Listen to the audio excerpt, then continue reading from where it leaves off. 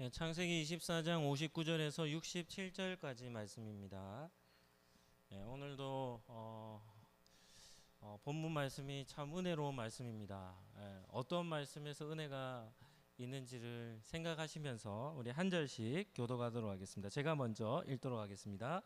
그들이 그 누이 리브가와 그의 유모와 아브라함의 종과 그 동행자들을 보내매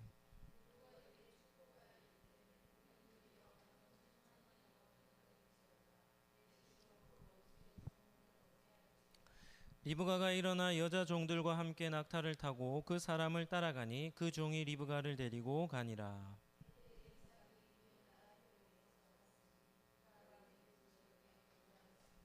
이삭이 저물 때에 들에 나가 묵상하다가 눈을 들어 보매 낙타들이 오는지라. 종들에게 말하되 들에서 배회하다가 우리에게로 마주오는 자가 누구냐. 종이 이르되 이는 내 주인이니이다. 리브가가 너울을 가지고 자기의 얼굴을 가리더라. 같이 읽겠습니다. 이삭이 리브가를 인도하여 그의 어머니 사라의 장막으로 드리고 그를 맞이하여 아내로 삼고 사랑하였으니 이삭이 그의 어머니를 장례한 후에 위로를 얻었더라. 아멘. 네, 오늘 본문 한번 읽어보셨는데 어떤 몇 절이 제일 은혜롭습니까? 네, 너무 크게 대답은 하지 마시고 네. 네, 생각해보라고 던지는 질문입니다. 네, 오늘 본문을 통해서 아름다운 만남이라는 제목으로 말씀을 잠시 나누겠습니다. 한번 따라하겠습니다. 하나님은 기도자의 기도에 신실하게 응답하십니다. 네, 오늘도 우리 8월 첫 주 우리 수요 기도회입니다. 무더위를 뚫고 기도의 자리에 나오셨는데요. 어쨌든 뭐 더운 여름입니다. 점점 더워지고 있는 그런 또 시대인데 또 더위를 또 잘 이겨내시고 또 시원한 것도 드시며 또 무더위 뭐 얼마 남았겠습니까? 한 2, 3주 정도 뭐 바짝 더울 것 같은데요. 잘 이겨내시기를 바랍니다. 우리 좀 멀리 옆에 계시지만 옆에 분들에게 한번 축복하시죠. 기도자는 중심이 뜨거워야 합니다. 네, 우리 오늘도 기도할 때 우리 살아있는 중심으로 우리 하나님께 기도했으면 좋겠습니다. 오늘 본문을 통해서 기도자에게 베푸시는 은혜가 무엇인지를 함께 살펴보도록 하겠습니다. 첫 번째는 성경에 나오는 축복입니다. 우리는 지난 시간에 엘리에셀이 리브가의 가정에 도착을 하고 리브가의 모든 가족들에게 리브가는 나의 주인 아브라함의 아들 이삭 아내감으로 누가 정한 사람이라고 했습니까? 나의 주인 하나님 여호와께서 리브가를 나의 주인의 아들의 아내감으로 정했습니다 라는 것을 엘리에셀이 그 가족들에게 정했죠. 그랬더니 그 가족들이 여호와 하나님으로부터 말미암은 거기 때문에 우리가 이 말에 있어서는 가부를 옳고 그르다는 얘기를 할 수 없다라고 하며 이 엘리에셀이 전한 그 간증을 그리고 그 전한 메시지를 받아들였습니다. 그런데 문제는 무엇인가 하면 엘리에셀이 리브가의 집에 머무르고 하루 지나고 그 다음 날 자신의 주인의 장막으로 떠나겠다고 한 겁니다. 그러니까 리브가 가족들이 얼마나 황당했겠습니까? 그래서 라반과 리브가 어머니가 뭐라고 얘기합니까? 며칠만이라도 열흘이라도 우리 집에 있다가 우리 딸과의 이별을 준비하는 기간을 좀 시간을 주고 데려갔으면 좋겠다라고 했지만 엘리에셀이 조금도 타협할 마음이 없었죠. 당장 보내달라고 하는 겁니다. 그때 리브가가 어떻게 말합니까? 그래서 가족들이 리브가에게 묻습니다. 너가 정말 따라가려느냐 하니까 리브가 뭐라고 했습니까? 한마디 딱 하는 겁니다. 한번 따라하시죠. 가겠습니다. 이 대답이 진짜 중요한 대답을 했습니다. 이 대답이 정말 중요한 대답인데 왜 그 대답이 중요한지는 오늘 본문을 통해서 한 번 더 살펴보도록 하겠습니다. 그래서 오늘 읽은 본문은 어떤 장면인가 하면 리브가와 리브가 가족이 헤어지는 이별하는 장면입니다. 그래서 리브가를 떠나보낼 때 리브가의 가족들이 리브가를 향하여 한 가지 행한 일이 있는데 그것이 무엇입니까? 축복을 한 겁니다. 성경에 나오는 축복, 본문에 보면 성경에 보면 곳곳에 특정 대상을 향하여 축복하는 본문이 나옵니다. 그러면 성경에 나오는 축복은 어떤 의미가 있겠습니까? 두 가지 의미가 있습니다. 첫 번째는 성경에 나오는 축복은 특별한 겁니다. 성경은 아무에게나 축복하지 않습니다. 정말 축복을 받을 사람에게 축복을 하는 겁니다. 특별한 것입니다. 이 말은 무슨 말인가 하면 하나님께서는 믿음의 사람들을 축복하기를 기뻐하신다는 뜻입니다. 하나님은 당신의 마음에 합한 자가 역사 속에 등장할 때마다 그를 향하여 뭐 하십니까? 축복하십니다. 중요한 것은 축복하시는 방법인데 한 두 가지가 있습니다. 아브라함에게는 하나님이 어떻게 축복하셨냐면 직접 하셨습니다. 아브라함에게는 하나님이 내가 너로 큰 민족을 이루고 내 이름을 창대하게 해줄 것이다. 하나님이 직접 하셨습니다. 그런데 또 다른 방법이 있는데 그것은 타인을 통해 축복하는 것입니다. 오늘 본문에 나오는 리브가를 향한 축복이 바로 타인을 향한, 가족들을 통한 하나님의 축복이라는 것을 기억하시길 바랍니다. 두 번째는 성경의 축복은, 한번 따라 하시죠. 성경의 축복은 큰 축복입니다. 네, 어떤 축복이라고요? 큰 축복입니다. 큰 축복. 성경에 나오는 축복은 하나님의 축복입니다. 그러한 축복이기 때문에 특별한 경우 하나님이 보시기에 크게 기뻐하시며 축복하시는 거기 때문에 그 축복의 스케일이 어느 급이 되냐면 하나님급이 됩니다. 그래서 하나님이 축복하시면 어떻게 축복하신다고요? 하나님이 주실 복의 크기로 주시는 겁니다. 그러니까 아브라함의 축복을 한번 보시죠. 아브라함의 축복 어떻습니까? 모든 믿는 자의 아비가 되게 한다는 겁니다. 어마어마한 축복 아닙니까? 그냥 한 가문의 조상이라는 뜻이 아닙니다. 아브라함 이후로 하나님께 속한 모든 믿는 자의 이 조상이 되게 하는 겁니다. 우리의 조상도 아브라함이 되는 것이죠. 이게 하나님이 허락해 주시는 하나님 크기의 축복입니다. 그리고 특정한 형태를 가지고 있는데 그것은 예언적 축복입니다. 다르게 표현하면 약속의 형태로 주어지는 것이죠. 어찌되었던 성경에 나오는 축복은 두 가지만 기억하면 됩니다. 첫 번째는 어떤 의미라고요? 특별한 것이고, 두 번째는요, 큽니다. 이 두 가지를 잘 기억하시고 오늘 리브가의 축복을 한번 보시죠. 두 번째는 리브가가 받은 축복입니다. 59절 60절인데요. 제가 한번 읽어드리겠습니다. 그들이 그 누이 리브가와 그의 유모와 아브라함의 종과 그 동행자들을 보내며 리브가에게 축복하여 말합니다. 우리 누이여, 너는 천만인의 어미가 될지어다. 내 씨로 그 원수의 성문을 얻게 할지어다. 리브가가 받은 축복이 두 가지입니다. 첫 번째는 어떤 축복입니까? 너는 천만인의 어미가 될지어다 라는 겁니다. 성경의 숫자는 상징적인 의미들을 갖고 있습니다. 그래서 천천만만 이런 숫자는 많음을 뜻하는 것인데 리브가 가족들의 입을 통해서 리브가에게 어떤 복이 선포되냐면 너는 천만인의 어미가 된다는 겁니다. 천만인의 어미. 어떤 의미입니까?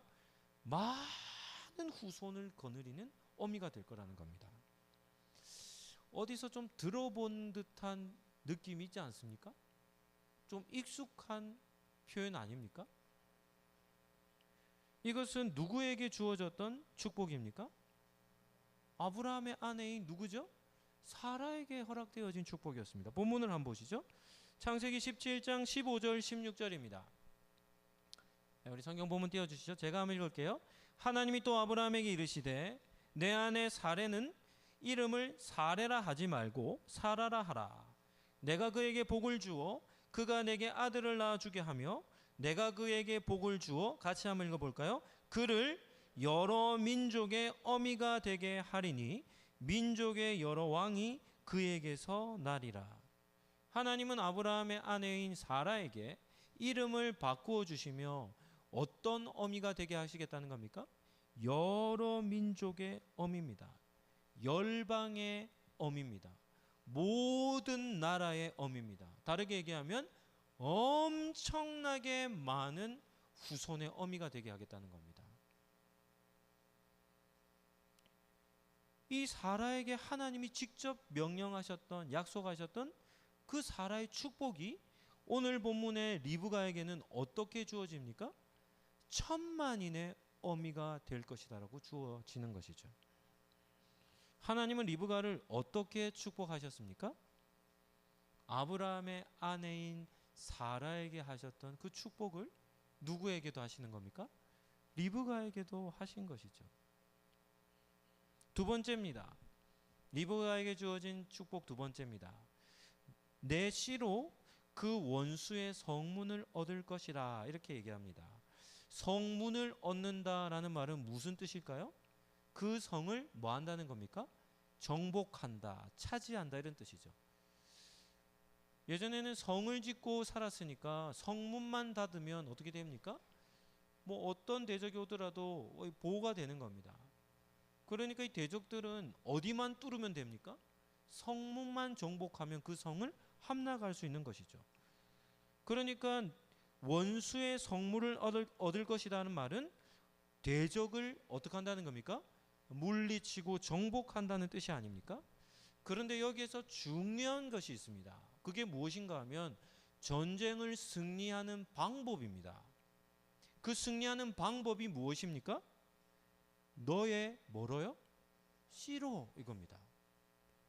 성문을 정복하여 성을, 대적의 성을 함락하는데 그 방법론이 뭡니까? 너의 씨로입니다. 너의 씨로. 이 두 번째 축복도 어디에서 좀 본 것 같지 않습니까? 창세기 3장에 보면 아담과 하와가 선악과를 먹고 하나님 앞에 범죄했을 때 하나님이 아브라함으로부터 하와와 사단에게 저주도 내리시지만 특히 이 하와인 여자인 하와에게 이런 말씀을 하셨습니다. 창세기 3장 15절 말씀입니다. 우리 같이 한번 읽어보시죠. 이 말씀은 잘 아는 말씀이니까 같이 읽겠습니다. 내가 너로 여자와 원수가 되게 하고 내 후손도 여자와 원수가 되게 하리니 여자의 후손은 내 머리를 상하게 할 것이요 너는 그의 발꿈치를 상하게 할 것이니라 하시고, 이거는 뱀에게 한 말씀이네요. 창세기 3장 15절은 원시복음이다 라는 별명이 붙어 있습니다. 무슨 말인가 하면 하나님께서 최초로, 성경의 최초로 복음을 기록해 놓은 겁니다. 하나님은 사탄에게 뭐라고 얘기합니까? 여자와 너는 원수가 될 것이고 여자의 후손과 너의 후손도 원수가 될 것인데 여자의 후손이 어떻게 된다는 겁니까? 너의 후손을 머리를 상하게 할 것이다. 너의 후손이 여자의 후손에게 어떻게 된다는 겁니까? 패배한다는 겁니다. 정복당한다는 것이죠. 창세기 3장 15절에 나오는 이 후손이라는 단어가 오늘 읽은 창세기 24장에서는 어떤 단어로 표현이 됩니까? 씨라는 단어로 표현됩니다. 후손과 씨는 같은 의미가 되는 것이죠. 같은 의미. 하와에게 주셨던 약속의 말씀이죠. 그런데 그것이 누구에게로 이어집니까? 리브가에게로 이어지고 있음을 볼 수 있는 것이죠. 한번 질문해 보죠. 리브가가 받았던 이 축복은 그의 가족들이 리브가에게 한 축복이겠습니까? 하나님께서 리브가를 향해 하신 축복이겠습니까? 성경에 나오는 축복은 하나님이 직접 하시든지 하나님께서 타인의 입술을 통해 하시든지입니다. 그의 가족들이 한 축복이지만 그의 가족의 입을 통하여 하나님께서 리브가에게 축복을 하신 겁니다. 어떻게 축복하시죠? 사라와 맺었던 약속을 리브가에게 주시고 하와와 맺었던 약속을 누구에게 주십니까? 리브가에게 주시는 것입니다. 리브가가 이 축복을 받는 이 장면에서 또 한 가지 정말 놓쳐서는 안 될 중요한 한 가지 포인트가 있습니다.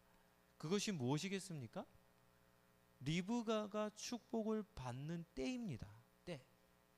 언제 리브가에게 이러한 축복이 주어졌는가 하는 것이죠. 언제였습니까? 리브가가 엘리에셀과 함께 어디로요? 아브라함의 장막으로 떠나는 그 순간에, 또 다르게 표현하면 아브라함의 아들 이삭의 아내가 되기로 결단하며 집을 떠나는 그 순간에, 이 말은 또 다르게 표현하면 어떻게 할 수 있을까요? 하나님의 인류 구원의 역사에 쓰임받고자 결단하여 자신의 집을 떠나는 그 순간에 주어진 겁니다. 하나님은 리브가가 하나님 나라, 하나님의 구원의, 인류 구원의 역사를 위해 자신의 인생을 헌신하고자 결단하여 자신의 집을 떠나는 그 순간에 하나님은 크게 기뻐하시며 아브라함의 아내 사라에게 주셨던 열국의 어미가 되는 약속을 리브가에게 주시고, 하와에게 맺으셨던 그의 후손으로 대적을 승리케 하시겠다는 그 약속을 리브가에게 허락해 주고 계신 것이죠. 성경에 나오는 축복은 두 가지 의미가 있겠습니다. 어떤 의미입니까? 특별한 것이고, 또 어떻다 했습니까? 큰 것이라고 했죠. 이 크고 특별한 축복이 지금 리브가에게 주어지고 있는 것이죠. 구약에 나오는 여인들 중에 가장 큰 복을 받은 여인이라 한다면 우리는 사라를 꼽을 수 있습니다. 사라 큰 복을 받은 여인이거든요.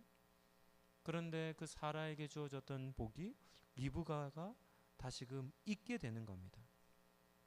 그리고 사라가 받은 복의 원천은 하와에게 있겠죠.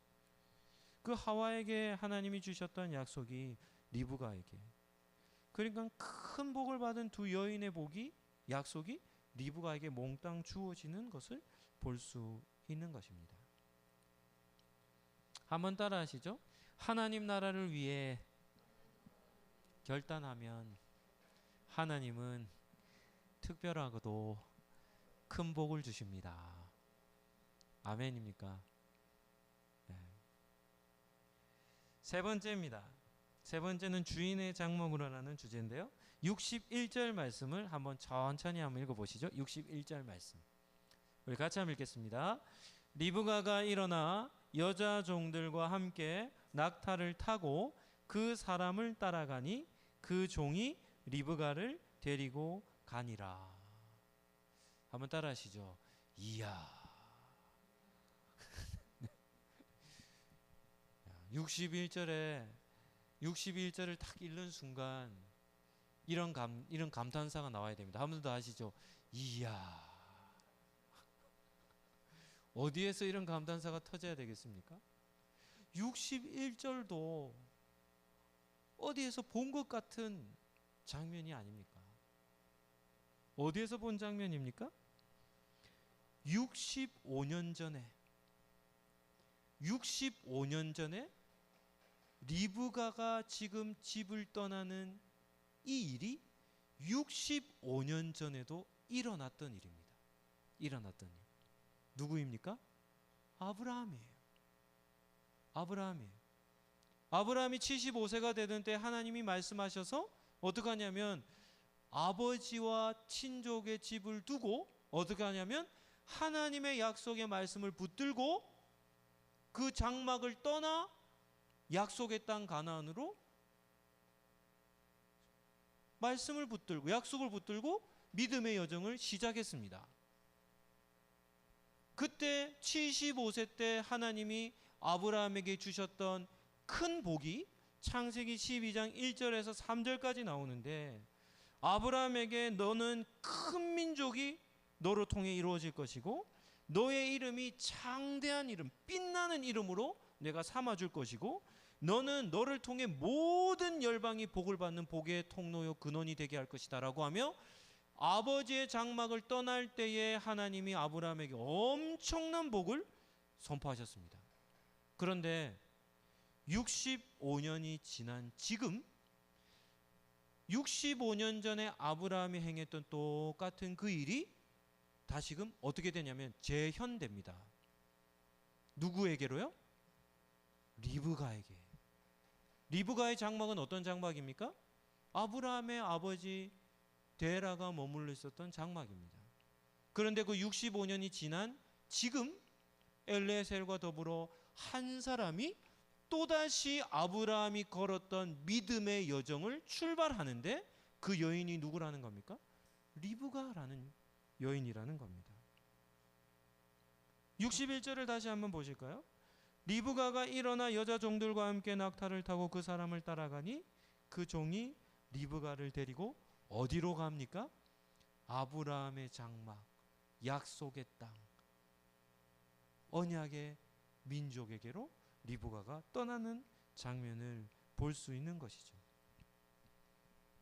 하나님은 65년이라는 긴 시간이 지났음에도 불구하고 아브라함이 걸었던 그 믿음의 길에 리브가라는 이 믿음의 여인을 어떻게 하면 다시금 그 길에 여정에 합류시켜서 리브가도 아브라함과 동일한 믿음의 여정을 시작하게 하신 것입니다.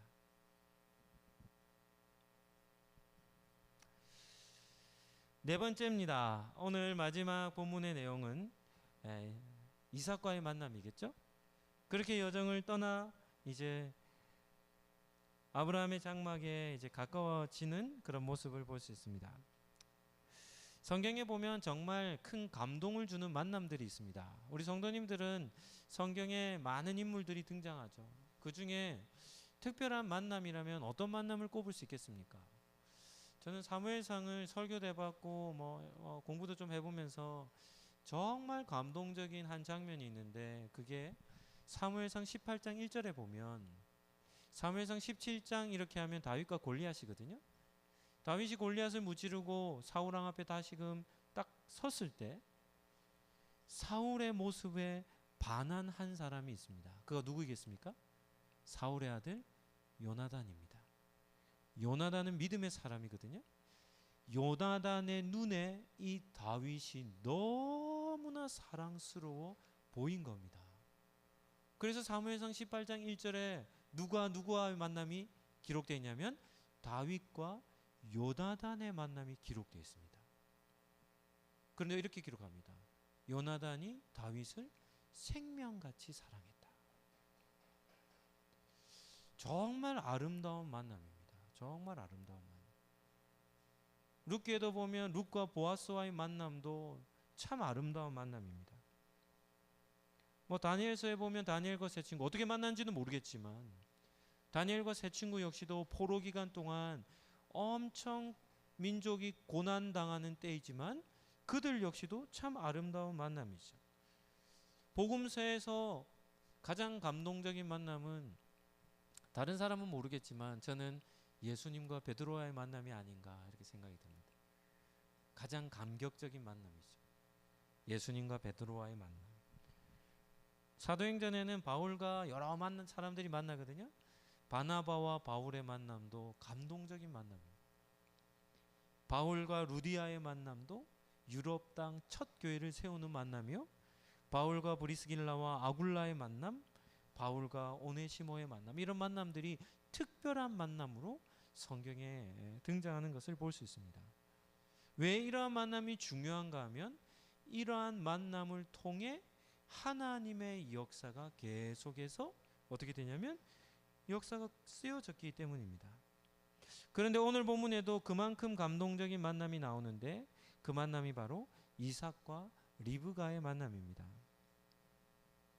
왜 이삭과 리브가의 만남이 이토록 감동적이어야 하겠습니까? 이유는 간단합니다. 아브라함의 인생입니다. 아브라함의 세대입니다.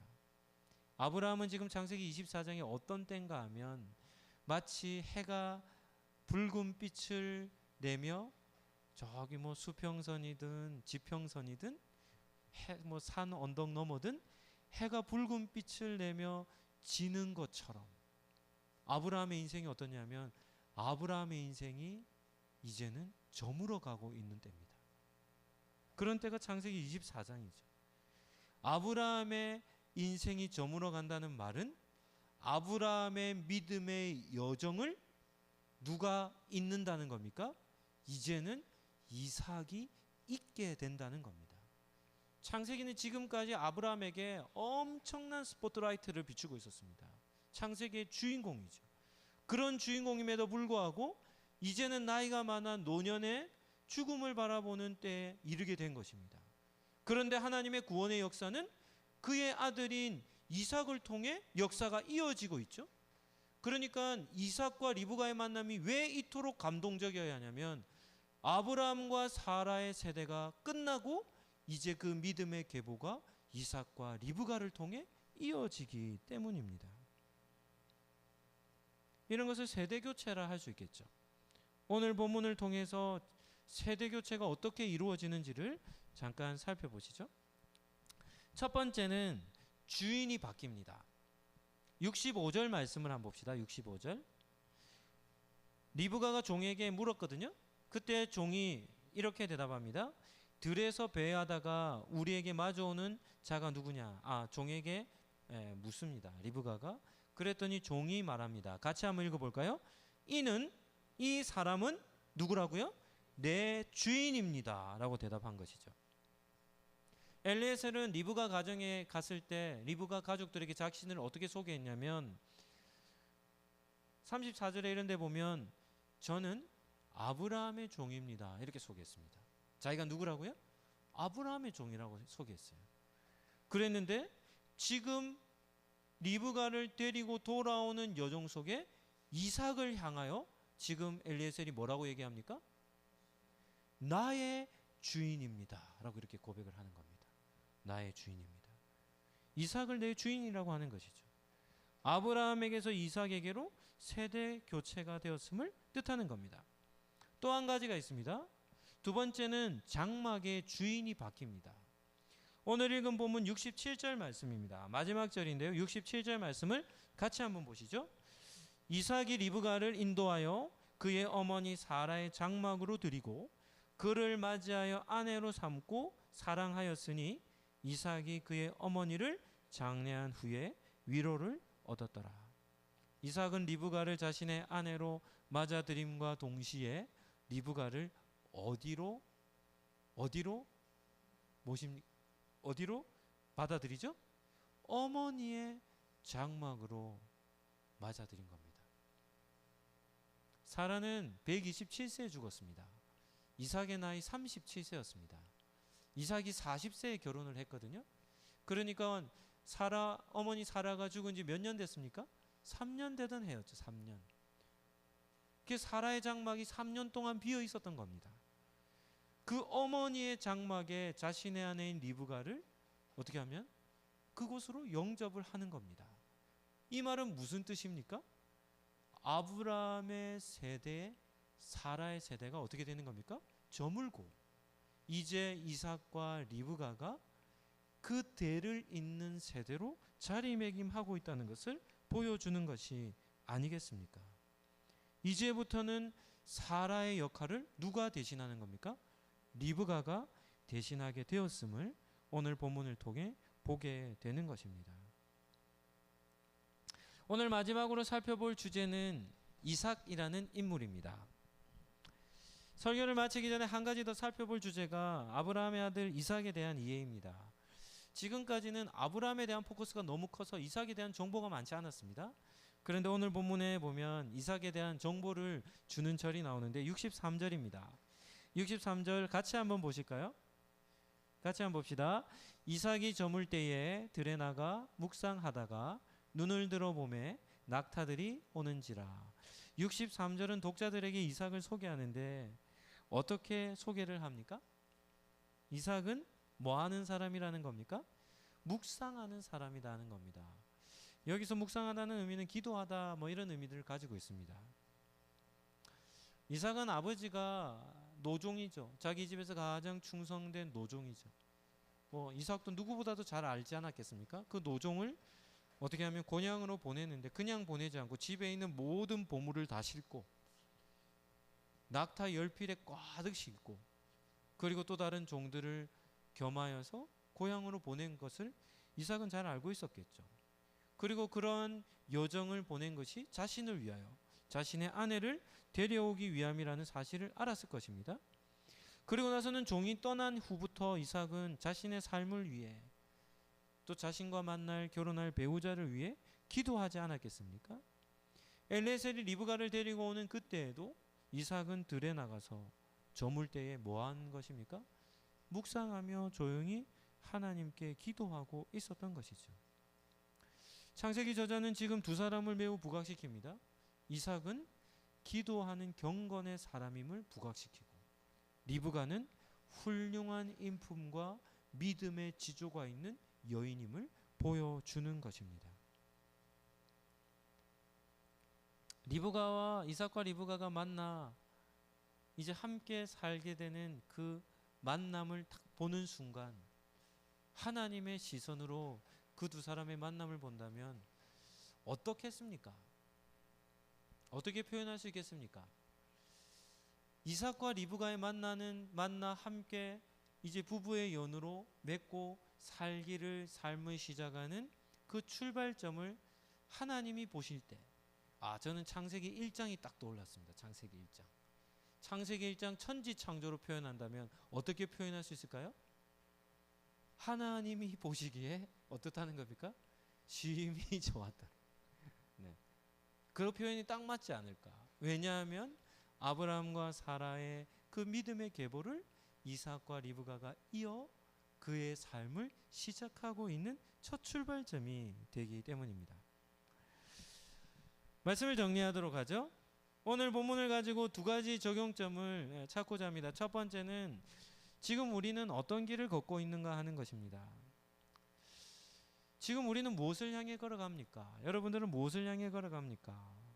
어떤 길을 걷고 있습니까? 예수님은 복음서에서 마태복음 7장에서 모든 인생들은 두 가지 문을 통과하여 두 가지 길을 걸어간다고 말씀하죠. 하나는 좁은 문이고 하나는 넓은 문이고. 그런데 이 좁은 문은 어떻냐면 인기가 없습니다. 사람들이 찾는 사람이 없는 길입니다. 넓은 길은 모든 사람들이 즐거워하며 걸어가는 길이죠. 그러나 중요한 것은 좁은 문을 통과한 그 길이 생명의 길이라는 겁니다. 그 길이 바로 아브라함과 리브가가 선택했던 바로 믿음의 길이라는 것이죠. 오늘 기도의 자리에 나오신 우리 성도님들도 하나님의 말씀을 따르는 길을 걸어가시기를 예수님 이름으로 축복합니다.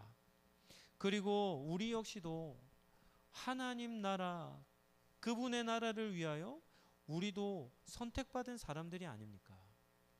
리브가가 하나님 나라를 위하여 거룩한 결단을 할 때 하나님이 크게 기뻐하셨듯이 여러분의 삶도 그냥 우리 한 사람의 인생으로만 살아가고 끝나는 삶이 아니라 높으신 하나님 나라와 그 뜻을 위하여 거룩한 헌신을 다짐하는 그런 복된 삶을 살아가시기를 예수님 이름으로 축복합니다. 두 번째는 중요한 일이 있을 때 기도하는 겁니다. 이삭은 기도자였죠. 그는 해가 질 때마다 들에 나가 자신의 인생을 위해 기도하였습니다. 자신의 배우자를 위해 기도했습니다. 이것은 무엇인가 하면 자신의 인생을 위하여 기도한 것이지만 하나님의 관점이라면 하나님 나라의 구원의 역사를 위하여 기도한 것입니다. 예수님의 표현으로 한다면 주의 나라와 하나님의 나라와 의를 위한 기도였다는 것이죠. 가장 인생의 중요한 기점에 이삭은 기도로 그의 삶을 살아낸 것입니다. 오늘도 기도의 자리에 나오신 우리 성도님들도 여러분의 인생 걸음걸음 중요한 기점 때마다 기도의 자리에 나오셔서 기도로 삶을 살아가시기를 예수님 이름으로 축복합니다. 이삭에 드린 기도에 최선의 응답을 주신 하나님께서 저와 여러분에게도 가장 좋은 그런 하나님의 은혜로 우리의 기도에 응답해 주실 줄로 믿습니다. 한번 따라하도록 하겠습니다. 하나님은 믿음의 결단을 크게 기뻐하십니다. 한 번 더 하겠습니다. 하나님은 기도자의 기도에 신실하게 응답하십니다. 오늘도 이 기도의 자리에서 이 약속의 말씀을 붙드시고 또 기도의 사명을 잘 감당해내시기를 예수님 이름으로 축복합니다.